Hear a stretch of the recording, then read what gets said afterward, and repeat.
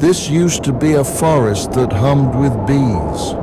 Today, it is almost silent.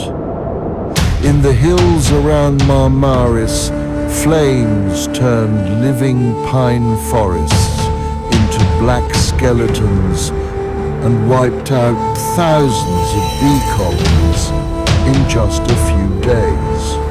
These bees are not ordinary.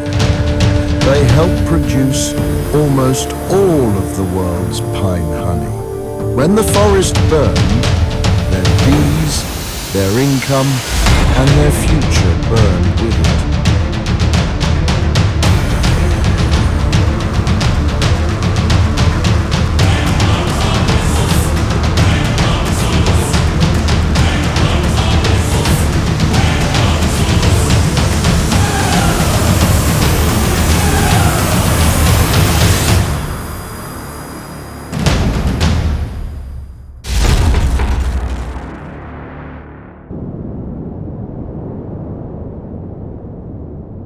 Not long ago, these same hills were deep green. Red pine trees stretched from the mountains down to the sea.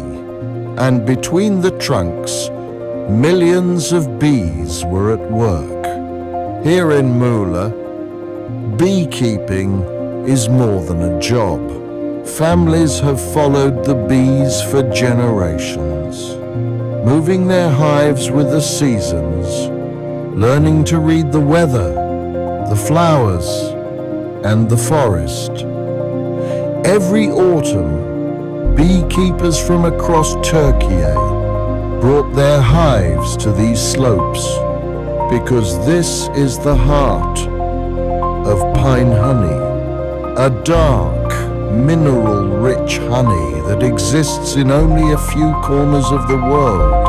Pine honey is born from a delicate partnership. Tiny insects feed on the sap of red pines and leave behind sweet droplets. Bees collect these droplets, mix them with their enzymes, and transform the life of the forest into honey.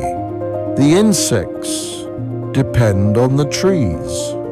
The bees depend on the insects, and thousands of families depend on the bees.